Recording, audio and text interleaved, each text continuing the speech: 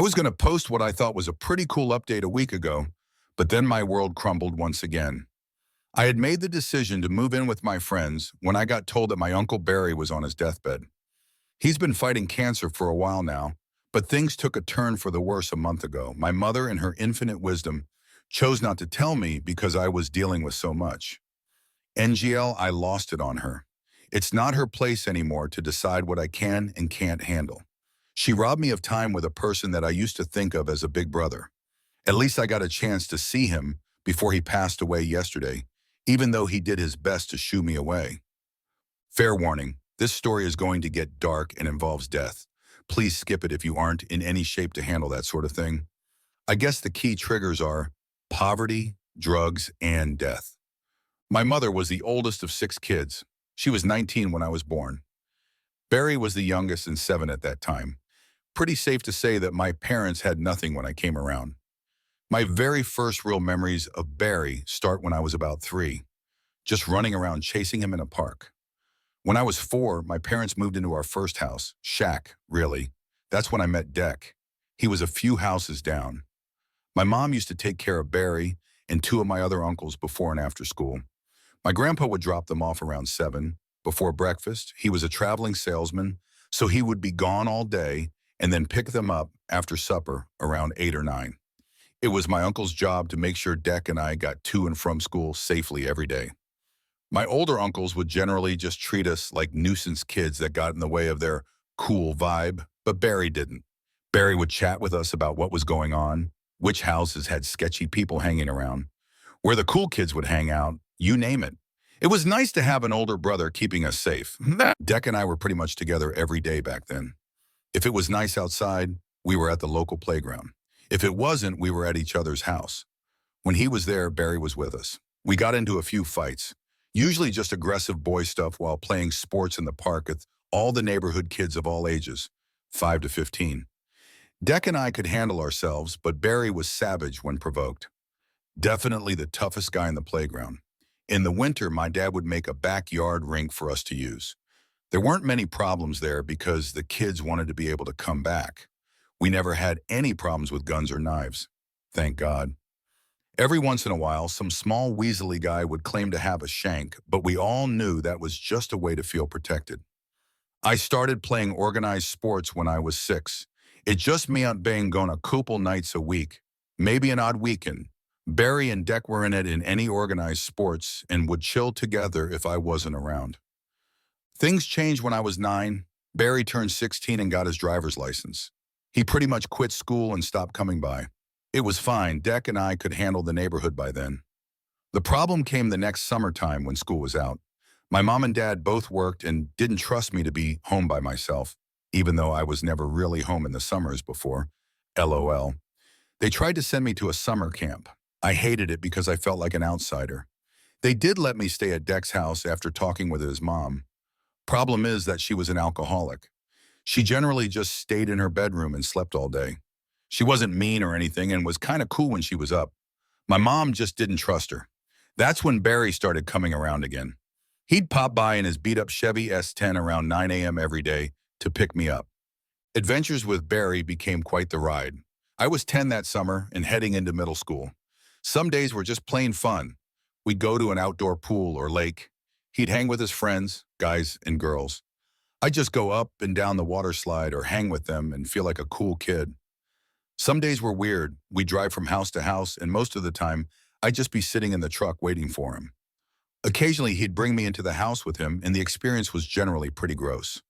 The houses usually smelled like a mixture of stale beer, puke, and weed. All the windows would be closed and covered up so that the house was very dark. There was usually an assortment of people sleeping or resting on the sofas, chairs, or floor.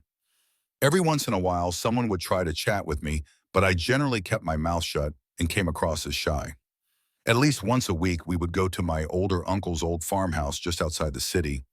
They'd leave me in the living room to play his Xbox while they went downstairs. By the next summer, my family moved out of that neighborhood into a much safer one. This was when Deck and I started to drift apart a bit. He was starting to spend a lot of time with guitars and other musical instruments while I was adventuring with Barry. I had figured out that my uncles were dealing drugs, marijuana to be specific. I was 11 now and had earned their trust because I didn't complain about anything to my parents. Most of the time, I could be precise and honest about my days with Barry. We went to the pool, lake, park, or uncle's house. The only little white lie I told was when I would just say that we drove around and visited some of Barry's friends. My mom always had a special place in her heart for Barry. He was the youngest brother and had done a great job of keeping me safe. Barry had a new girlfriend, Pamela, that summer. She was my first crush. I thought that she looked exotic, like an Amazon warrior. She was older than Barry, early mid-20s, and she had an apartment in a decent neighborhood. It had a bedroom, a couple of bathrooms, kitchen, living room, and dining area. What was cool was that she had a Peloton, some weights, and a yoga mat in the dining area, rather than the usual table and chairs. There was also a big park behind the building where I could go kick the soccer ball around. Barry and I spent a lot of days there that summer. I think she worked nights at a bar or something. We would go there in the morning. Barry had the codes and a key. Barry would set up his scale and organize his weed so that he could cut, weigh, and bag it on the coffee table. I would just ride the Peloton or lift weights. Pam would get up around 10 or 11 and grab a cup of coffee, usually just in her sports bra and panties. I'm sure she got a kick from me ogling her. Sometimes she would teach me yoga while Barry did his thing. We'd have lunch and then Barry would tell me to head to the park for a bit. I really liked just running around the area, teaching myself new moves with my soccer ball. I'd come back an hour or two later and they'd buzz me in. They were usually sitting on the sofa laughing and talking to each other while smoking weed. It took me a while to get used to the smell. I'd then grab her iPad, I never had one at home, surf the web and chat about sports, news, whatever came up with them. We would play a game where they would give me a topic, I'd research it on the iPad a bit, then we'd talk about it. It was fun. Barry would drop me off around 4:30. Pam would spray my clothes with something before we left and drive off to do his house runs. The following winter-spring was pretty tough on me. Deck and I were still at the same school, but I was playing a lot more hockey and he was busy with music classes and band stuff. We definitely drifted apart. By the time hockey season and school were done, I was excited for the summer and continued adventures with Barry. The first few weeks of summer felt the same as the previous one, but now that I look back on it, the signs were there. Pam always looked a little more on edge when she woke up. She had a slight slouch when she walked, just not quite as graceful. She also seemed a little more anxious in the morning, like she was waiting for something. She would ask me to show her my yoga poses rather than doing them with me. She would always praise me rather than correct my posture. It was just different. Then that fateful day came. It was my turn to make lunch. We generally just had soup and sandwiches, and I liked the way I made my sandwiches way better than how Barry made them. I checked the cupboards and fridge, but there wasn't anything there but some beer, moldy cheese, and an end piece of bread still in the bag. I just looked back and said, "Hey, we don't have anything for lunch." I could see Barry look towards Pam while she was looking downwards. Barry asked, "I thought you were grabbing groceries yesterday." She responded very quietly, "I forgot. Sorry." Barry just smiled, started to stand up and said, "That's fine. Just grab the money and we can go have an adventure together." She buried her face in her hands and mumbled, "I spent it." Barry's posture changed immediately. "You spent the 500 I gave you yesterday on—" He stopped himself and looked at me. I'd seen that look before on the playground. He was furious. He walked to the door, opened it, and said, "I'm going to grab us some burgers. We'll talk when I get back," and slammed the door. Pam just looked up at me with her face contorted and wet with tears, snot, and saliva, and said, "Sorry," as she went into her bedroom and closed the door. I stood in the kitchen, stunned. I could hear Pam sobbing in her bedroom, but she calmed down soon after. It was surreal. Have you ever been in a place so quiet that all you hear are your ears ringing? That's what it was like for me. I don't know how long I stood there, but I eventually went and grabbed her iPad and then sat down on the sofa. I had been sitting there for a while when I heard a soft thump come from Pam's room, like she'd dropped something. Then another thump, then another. At that point, I got up and knocked on her door, another thump. I knocked again while saying her name. Nothing. I knocked and asked if I could come in. Nothing. I then tried the door, but it was locked. I'm not sure how long I was standing there knocking and calling her name, but it felt like forever. Barry walked in carrying a bag and a tray of drinks. He saw me at her door and asked what was up as he put them down on the coffee table. I told him that I heard a thump, so I was trying to see if everything was okay. Barry knocked on the door and yelled, "Time to get up, baby. Food's here." He did it again and yelled, "Pam, get up." Nothing. He then gave the door a bump with his shoulder and said, "Hey, do I need to break this door down?" Nothing. That's when he took a step back and threw his shoulder into the door. It broke open. I followed him in, and there was Pam lying on the floor between her bed and her bathroom. Her skin looked grayish.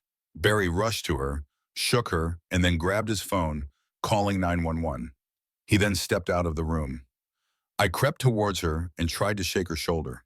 She felt cold to my touch, but I put her on her side. Barry came back in the room while talking on his phone.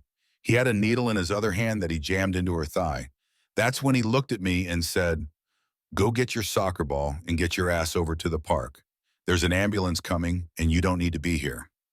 I started to say that I wanted to help, but he just yelled, "Do it now. I'll come get you in a bit." I saw the ambulance coming and go. Barry had to stick around to talk with the police. He came to the park a couple hours later with a bag of cold burgers in one hand and warm drinks in the other. We sat down at a park bench to eat. I've never seen Barry cry, and he wasn't crying then. His face was red, though. "Pam forgot the rules, pal. She forgot the Finn rules." He looked at me, waiting to make eye contact, then said, "You remember the rules, right?" "Of course," I replied. Barry was big on rules. When we were kids walking to school, he'd say things like, "Stay away from that house, make it a rule." Or, I'm breaking it, or "Always stay on this side of the road when you walk down 26th, make it a rule." Barry's rules for drugs and alcohol. 1. You use them to feel good or calm. If they aren't doing that, stop. 2. When you start feeling good or calm, slow down. You'll regret it if you don't. 3. Don't use them when you're sad or angry. They don't work. 4. If you ever start craving them, stop using them for at least a month. If it happens again, stop for a year. 5. Always trust what you're putting in your body. He didn't just mean know your supplier or the person that is handing you your drink. When he brought up this rule, he had a joint in one hand and a bag of weed in the other. He lifted the bag and said, "You know what this is?" He then lifted the joint and said, "But you don't know what's in this, do you?" He talked about how some dealers mix addictive drugs with the weed in their joints, then said, "Don't ever mess with that shit." From what Barry told me, Pam had become addicted to fentanyl. She died of an overdose that day. Barry mentioned that she had started to have a joint after work and with some of her coworkers, and that the joints were laced. She was struggling to stop. We told my parents when I came home. They were a little freaked out, but they calmed down and spent time making sure I was comforted. I would get pictures in my mind of her laying on the floor, but they went away a few months later when I got really busy. They asked me if I knew she was a druggie, but I told them that she always acted normal and nice to me. I've always stayed relatively true to Barry's rules. Yeah, I drank too much a couple of times, but that's as far as I pushed it. I didn't see Barry very often after that. I started elite hockey that year and was old enough to be on my own in the summer. Barry did come to a lot of my games, though. He'd always tell people that he was my #1 fan. I went to see him 3 days ago. He was maybe 80 palms and looked like a skeleton. When he saw me, he waved me away, saying, "Get out." He didn't want me to see him like that. He was still waving when I grabbed his hand and held it. I told him that I loved him too much to just let him wave me away. We both started crying. His vitals were being affected, so I ended up getting sent away by the nurse. I said, "See ya, brother," as I walked out. I've spent the past few days helping my dad comfort my mom and taking care of my brothers. The wake is tomorrow and the funeral is on Saturday. I would sure love a hug from Chris right now. I truly miss her comfort. On the plus side, Deck is coming home for the funeral. I won't have much time for him on Saturday, but we'll probably get a chance to chat Sunday. It's been too long. If you read all that, thank you. It did help a lot for me to write Barry and Deck's story. I look back and I know Barry was very flawed, but at the end of the day, he was like a big brother to me. TLDR, Alan's uncle passes away, leading him to reminisce about his childhood. He grew up in the slums with his uncle and friend. His uncle ended up dealing drugs and placed him in a situation where he saw someone die of an overdose.